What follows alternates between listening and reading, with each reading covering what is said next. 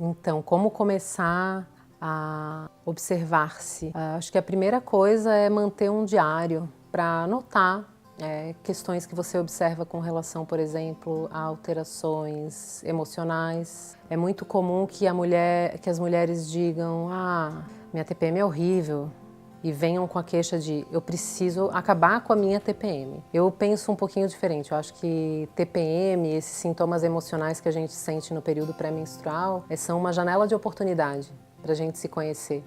Em geral, aparece ali algo que está latente o mês inteiro, né? Que fala sobre a gente. Só que socialmente é aceito que a mulher pire. Inclusive, se deu um nome de transtorno pré-menstrual. Muitas mulheres que tomam antidepressivo para tratar isso, né? Mas é um momento em que a gente está mais aberta, né? E é um momento em que a gente pode optar por jogar para debaixo do tapete, né? Aquilo que está aparecendo de sensível, de sutil, às vezes nem tão sensível, nem tão sutil assim, né? Ou olhar para isso e explorar isso, deixar vir à tona, mas tem, claro, toda uma construção social para que a gente seja assim, né? Uma linha reta e não isso. E você fala da natureza cíclica da mulher, né? Nós somos cíclicas e a gente pode observar isso dentro do nosso próprio corpo como reflexo da natureza. É muito potente olhar para isso, né? Mas as mulheres têm sido muito tolhidas dessa possibilidade, porque desde os 13, 14 anos, quando visitam pela primeira vez um ginecologista, tem prescrito uma pílula anticoncepcional. Isso impede que a mulher observe isso. Ela está sempre tentando negar.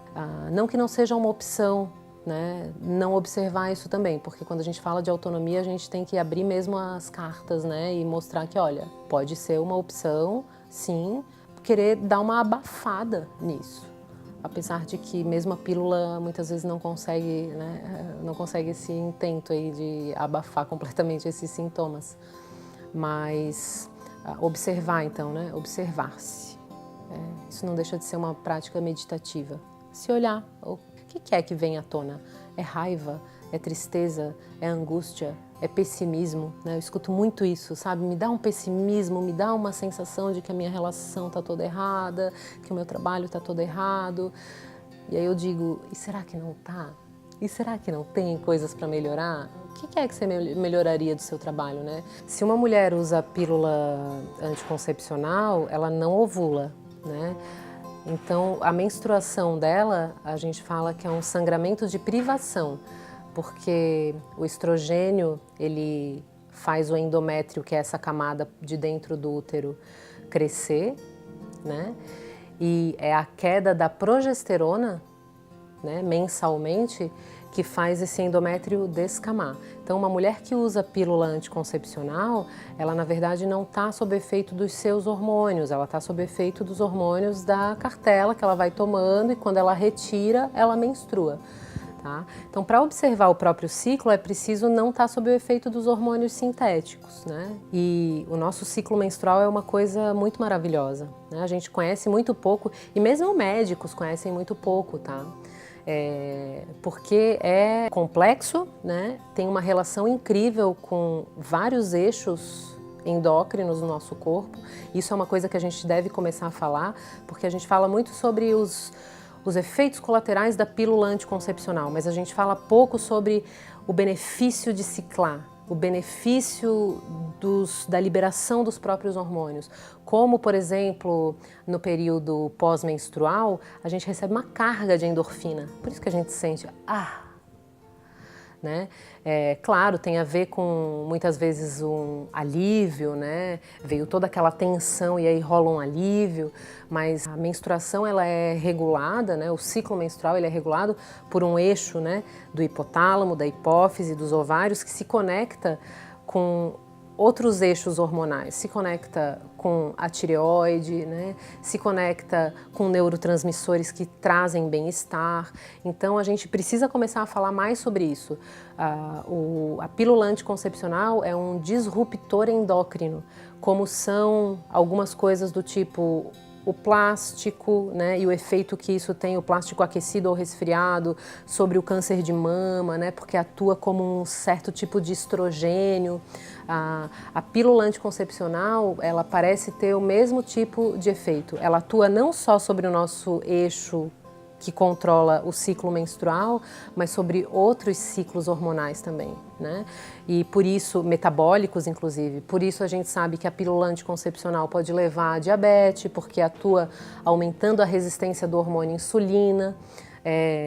Bom, tem diversos outros efeitos colaterais, né, importantes, mas é bacana a gente passar a olhar para o outro lado, né? E claro, aceitar também quando a mulher opta por não vivenciar isso, né? Para algumas mulheres é interessante não menstruar. Eu sempre faço a ressalva, não vamos cair no oposto, sabe? No extremo oposto, né? Que é agora achar que toda mulher deve endeusar a sua menstruação.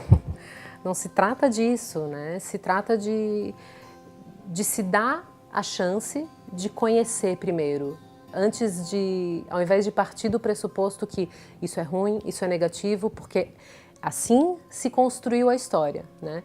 Menstruar é ruim, é feio, é sujo, é um odor horroroso. Passar a entender isso como possivelmente benéfico, como uma aceitação de si também, né? Uma aceitação, olhar e aceitar, né? Ok, eu dou uma pirada, né? Eu falo algumas verdades no meu período pré-menstrual e essa sou eu, né? Eu sou assim, quem quiser gostar de mim, eu sou assim. É um pouco disso também, sabe? Ok, sou cíclica, ok, eu tenho as minhas mudanças de humor, isso faz parte de mim, não ficar... a gente está sempre querendo consertar, né? E tudo, a gente está querendo consertar tudo. Ai, a minha vagina também tem uma secreção, tem um excesso, tem um cheiro. Tem secreções, tem os odores, né, que mudam. Vamos observar um pouco que impacto tem a minha alimentação, a atividade física que eu realizo, as relações nas quais eu estou inserida, né? Como que isso impacta a minha saúde, como que isso impacta a percepção de mim sobre mim mesma.